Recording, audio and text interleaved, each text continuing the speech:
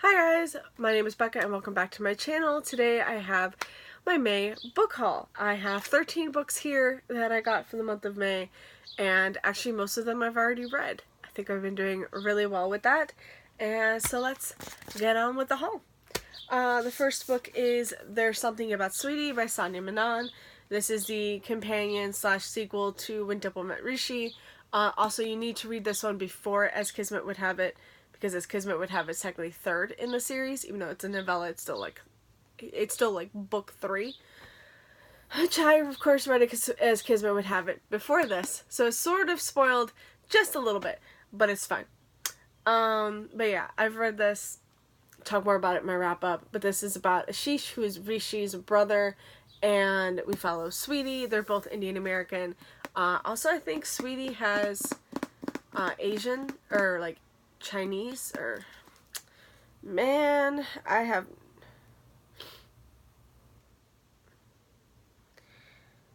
Does it say it here? I can't remember.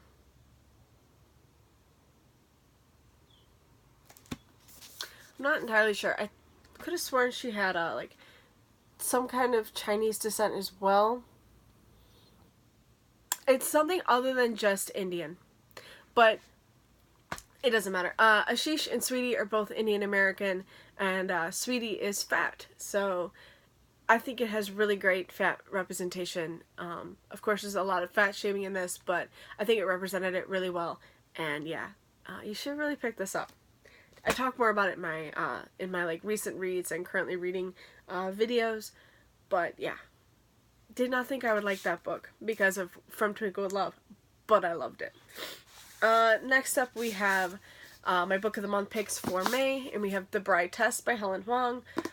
This is the sequel slash companion to The Kiss Quotient, which I read last year and absolutely loved. I think it was like number 2 in my favorites, which was really good.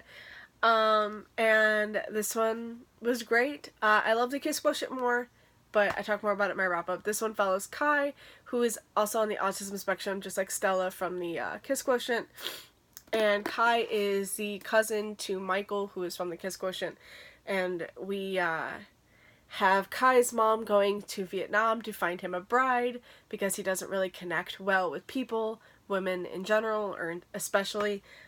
We have Esme, who's the person she picked, going to America and trying to connect with Kai and hope that he marries her so she can stay in America. I really liked it. And then we also have We Hunt the Flame by Hafsa Faizal. This is an ancient Arabic tale. We follow Zafira, who is a huntress. But she has to disguise herself as a boy so she can hunt, because women aren't allowed to do that. They aren't really allowed to do anything. Other than, of course, like marry and have children, and, you know, that's pretty much it. Keep the house, you know, stuff like that. But Zafira is the only one who can brave the Ars, which is like this magical forest. And she's the only one who can like go into this place and come back out every time. Other people can't do that. And so she disguises herself as a boy to be this hunter so she can go into this forest and hunt for her family and her people, and so they can all have food. And then we also have Nasir, who is the Prince of Death. He is a prince and an assassin in Hasashin. I think I said that right? I think. I don't speak Arabic. But yes. There is also this quest to find this hidden object that will bring magic back. And Zafira goes on this quest because you have to brave the Ars to get to it. And Zafira goes on this quest to find this object, and Nasir is also on this quest, but it's more so he can find her and kill her and get the object and bring it back. So, yeah, sounds really good. I've already read it. Talk more about it in my wrap up. Let's just get all the books I've read out of the way, right? We have Finale by Stephanie Garber. This is the third and final book in the Caraval trilogy. I've already read this. It's the third book in a series. I can't really talk about it, but I did get the Barnes & Noble edition. This is the exclusive edition, which, wait for it before I drop everything.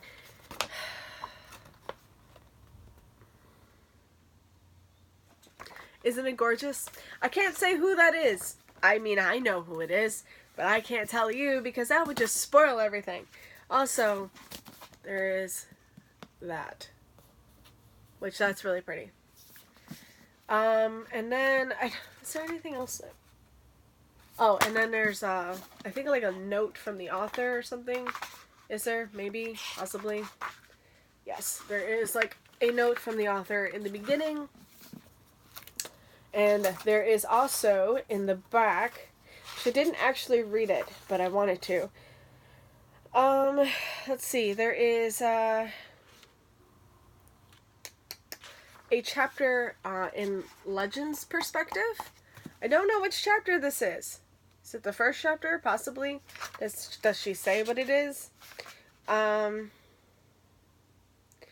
Yeah, so a lot of people wanted to know, or wanted to see some chapters from Legends' point of view, but they didn't end up making the cut, so she just added it as like a little exclusive, and, oh, okay, so this doesn't exactly line up with, like, the finished copy, because this was an earlier draft, so, like, there's some, like, probably some differences. I don't know when this takes place. Is it the first chapter, or? I have no clue, but yeah, you should definitely read the entire book before getting to that. But, like I said, I've already read it. I talk more about it in my wrap-up, but yeah, that was good. Okay, so then we have 2 books in a series. Well, we have a main book and a novella. We have Can't Escape Love and Prince on Paper by Alyssa Cole. These both came out on the same day. I read this last month for April because the ebook and the audiobook were already out. And I listened to all of these on audiobook, and I always say, definitely if you're going to read the series, listen to them audiobook. It's amazing. Karen Chilton is the narrator, and she is freaking awesome. And they are both, this is 2.5 and 3 in the, Reluctant Royals series, first one being Princess on Theory, and yeah, this one follows Reggie and Gus. Reggie is Portia's sister, who is, disabled. She is in a wheelchair, and actually, Gus, he's just puzzle obsessed. They don't say, like, I can't remember if they say, like, where he's from or anything like that. And then there is, the Prince on Paper. This one follows Naya, who is, why can't I think? Naletti's cousin from A Princess in Theory. And Johann, he's a prince of Lichtenberg. He is the Bisso's, best friend from A Princess in Theory. So, you meet him, though, I think in the second book. Right? Do you meet him in the first? I don't think so. I think it's the second book that you really meet him, which is A Duke by Default. But yeah, I love both of these. I loved all of the series, so. Okay, and then we have The Unhoneymooners by Christina Lauren. This one is a hate-to-love trope romance. We follow Olive and Ethan, and their siblings are getting married to each other, and Olive and Ethan hate each other. Of course, that sucks. And then the entire bridal party, the entire wedding party gets sick, and this honeymoon is still up, and you can't really, like, cancel it. Like, you can't, it's non-refundable, non-transferable, non-renewable, and Olive's sister is like, or the bride is like, yeah, because Olive and Ethan are the only ones who haven't gotten sick, and so she's like, you need to take this, please, because this is just going to go to waste if not. So Olive and Ethan end up going on this honeymoon together. They have to pretend to be married, and they hate each other, and yeah, it's great. And then the last one we have is Red, White, and Royal Blue. This is just a male-male romance between the first son of the United States and a prince of England, or the Prince of England. We have Alex and Henry. This is like an alternate world, like it's like our world, but like an alternate version of events where after Obama, instead of getting Trump, we got a Latinx female president, which that happened. And this is just her son Alex and Henry, and their hate to friends to lovers romance. It was great. So they start off like really disliking each other, and then they start to like, after like this disaster that happens, they have to pretend to be best friends for the public, and then during this, pretense, they end up developing actual feelings for each other, as friends and then as lovers, and it's great. I mean, obviously. I talk more about it in my wrap-up. Okay, those are all the books that I've actually read. Like I said, there were a lot of books I read for May. So now we can get on to the books that I haven't actually read, and of course I would know nothing about. I gave you a lot of, really good synopses of all of those because I've already read them. These, I can't do that. First up we have this little itty bitty thing, and that is The Wager by Sherilyn Kenyon. 90% of intelligence is knowing when to shut the fuck up. I love that so much. Oh my god, I just read that. I didn't even know what that was. This is in the Lords of Avalon, like, trilogy or something that she did that sort of takes place in the Dark Hunter universe. And of course, here, let me show you. This is great. That's all of it. This is it. This is all you got. The rest of it is, like a little, like, art, which is phenomenal. And then we have, Intensity. We have the sampler for Intensity. So yeah, this is all you're getting. So it's literally 18 freaking pages. I paid $5. I feel like I got ripped off. I of course didn't know, but it's fine. Like, it's Sherilyn Kenyon. I wanted it for my collection anyway. The other two in this series, which now I cannot remember what they are. Does it say? Oh, of course. Here we go. Sword of Darkness and Night of Darkness. And it does say that it's part of the Dark Hunter. It's all in that. So Sword of and Night of Darkness are both 1 and like 2 in the Lords of Avalon, and this sort of takes place with that. I don't know. But it has to do with like King Arthur and stuff. Which, once I found that out, I wanted to read them so badly. And because it's part of the Dark Hunter universe, I have to read them. So, even though I'm sort of reading them out of order, it doesn't like really, truly take place like during the events, or like, you don't have to read them in order because they are like standalone. There's a lot of like references. There's a lot of like characters that are brought back, and a lot of events that happen because of events that happen in other books. So you need to read them. But like the Lords of Avalon series, nothing really pops up in the books that has to do with this, but there's probably like a character that is part of that series that we're going to meet sometime. I don't know. That's why I read them. I just forgot I needed to read them earlier than where I'm at right now. So it's a lot to do with like the novellas and stuff too, which also the dragon, like Dragonsworn, Dragonbane, I think, stuff like that. That's also, you need to read those before. There's also this like, oh yeah, the Dead Man's Cross and Hell Chasers, like Dead Man's Walking. Dead Men Walking. That, I believe, has to do a lot with, like, the dragon, Sworn Dragon, Bane, books like those. So, you really should read them in order. Okay, next up we have The Reader. This is book 1 of Sea of Ink and Gold. This is by Tracy Chee. I've heard things about this. I guess I've heard, like, good things. I didn't know if I really wanted to pick this up. I know, like, in this world, reading is forbidden. Oh no, it's unheard of. So it says, this is a book. You are the reader. Look closer. There's magic here. In Sophia's world, reading is unheard of, but everything changes when she finds the book.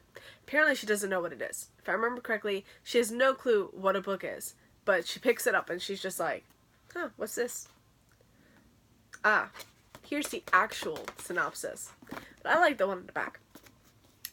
It is the one thing that can save her, finding the book. It is the one thing that can destroy her. Follow Sophia's world, or Sophia's story to the ends of the world. The end of her story is only the beginning. Sophia lives her life on the run. After her father is viciously murdered, she flees to the forest with her aunt, Nin, the only person left she can trust. But when Nin is kidnapped, Sophia is suddenly on her own, with no way to know who's taken Nin or where she is. Her only clue is a strange rectangular object that once belonged to her father, something she comes to realize is a book. Like I said, she didn't know what it was at first. I'm gonna try this. I'm gonna pick... Again, I've heard things about it. I didn't know if I really wanted to pick it up, but we're gonna try. I know the last book just came out recently, so if I like it, I can pick up the second book. And then who knows, maybe I can read the whole trilogy, maybe. Okay. We have Aurora Rising. This is by Amy Kaufman and Jay Kristoff. This is the first book in their newest series that they're co-writing. I read the Illuminae trilogy and loved it. So now we have a new, like, science fiction young adult series from them. I have no idea what this freaking thing is about. Technically, I really didn't want to know. Like, it says, meet the squad of your dreams, and of your dreams is crossed out. The alpha, the diplomat, the scientist, the gearhead, the warrior, the pilot, and the mystery girl. And it says, they're not the heroes we wanted, they're just the ones we could find. That's good. And the year is 2380, and the graduating cadets of Aurora Academy are being assigned their first missions. Star pupil Tyler Jones is ready to recruit the squad of his dreams, but his own boneheaded heroism sees him stuck with the drugs nobody else in the academy would touch. That's all I'm gonna read. Okay. I mean, it's Jay Kristoff and Amy Kaufman. It's really short compared to, like, Illuminae in them, because those are, like, really tall. But I mean, this should be good. It's over 400 pages. So, this should be good. Hopefully. I really like it. I wanted to listen to this on audiobook. And then Scribd did that thing again, where all my audiobooks were taken away, and I need to wait until June 2nd. Which is only a couple of days away, but I still really wanted to read this in the month of May. And that did not happen because of that.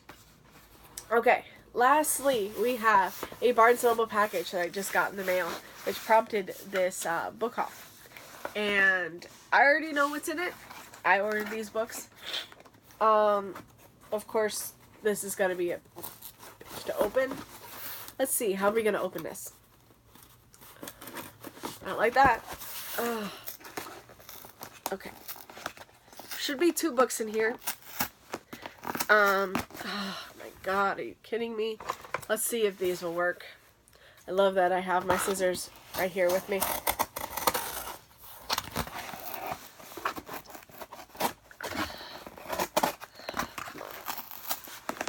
Boy, this one is hard. Man, why does Barnes & Noble make this so hard to open?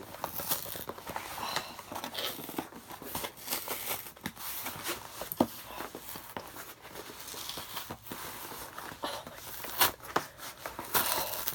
my god. Okay. Got most of it.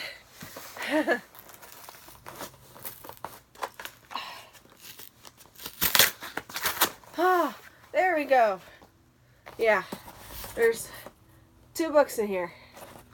Oh my gosh, that was hard. Oh yes, yes, yes, yes. I wanted both of these books very badly, and I was going to go to the oh, get rid of that. I was gonna go to the bookstore to really. There it goes. I was gonna go to the bookstore to buy them both, actually, but did I get them on Barnes & Noble? No, I got them from Amazon. Why did I read Barnes & Noble? It's Amazon. So Amazon, you make that very hard and difficult to open. I knew, like, Barnes & Noble would be very different. Ah, that was weird. Okay, so yeah, I got these both on Amazon, and I wanted them both very, very badly. So I just ended up getting them. Again, like I said, I was going to go to the bookstore and get them, but my car broke down, so I didn't have a way to get to the bookstore at the time. My car is fine now, but now it's too late because I really wanted these books and I did not want to wait for them, even though I knew I was going to have to wait anyway. But it's fine. Besides, I got them for cheaper anyway. And I got Romanoff by Nadine Brandes. I've been seeing this everywhere, and I love the Romanoff history. I love the story of Anastasia, and apparently this has magic in it. So it says, the history books say I died. They don't know the half of it. Anastasia Nastya Romanoff was given a single mission: to smuggle an ancient spell into her suitcase on her way to exile in Siberia. It might be her family's only salvation, but the leader of the Bolshevik army is after them, and he's hunted Romanoff before. Nastya's only chances of saving herself and her family are either to release the spell and deal with the consequences, or to enlist help from Zash, the handsome soldier who doesn't act like the average Bolshevik. Nastya has only dabbled in magic, but it doesn't frighten her half as much as her growing attraction to Zash. She likes him. She thinks he might even like her. That is until she's on one side of a firing squad, and he's on the other. Hello. Also, this cover is gorgeous. Oh my god. It says, not even royal blood can stop bullets. And Sasha Alsberg, she blurbed it. She says, we'll cast a spell on readers. Sarah Ella, the author of the Unblemished trilogy, says, prepare to have your breath stolen. And Evelyn Skye, the author of Circle of Shadows and The Crown's Game, says, I am obsessed with this book. Hopefully I will love this. I really want to love this. Again, it's a Romanoff tale. It's an Anastasia retelling with magic and romance, and it's going to be good. Hopefully. And then the final book that I got is Kingsbane, the sequel to Furyborn. I have been waiting for this book for what feels like forever. What is up with this? Sorry, I hate it when they don't, when it feels weird when you're, holding it. It feels like it's, I don't know. But yes, this is the sequel to Furyborn, the second book in the Imperium trilogy, and I have heard pretty damn good things about this.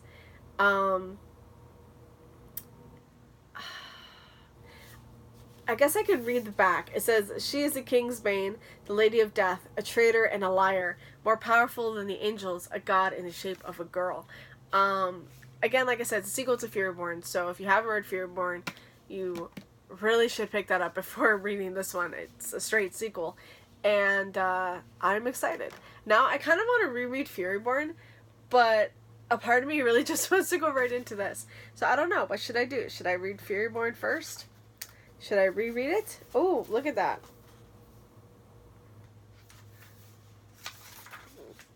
Okay, this is the praise for Furyborn. Okay.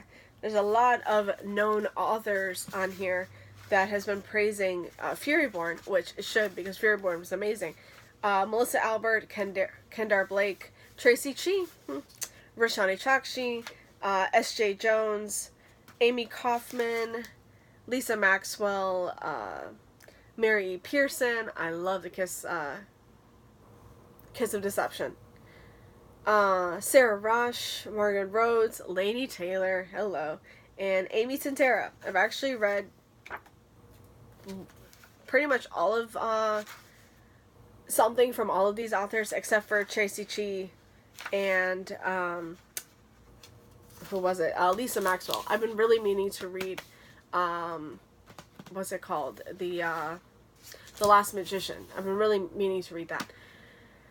So yeah, I'm really excited to have this. I'm finally going to be able to read it, but should I listen to it or should I read it physically? That is the question. Alright, thank you so much, you guys, for watching this. I hope you enjoyed this haul.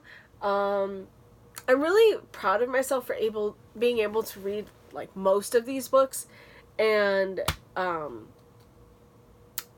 don't feel like I hauled too many books this month because I've read so many of them, and I don't feel like I'm adding so many into my TBR, which feels amazing. So yeah, that's it for me today, guys. Thank you so much for watching, and I will see you again with another video. Bye. Happy reading.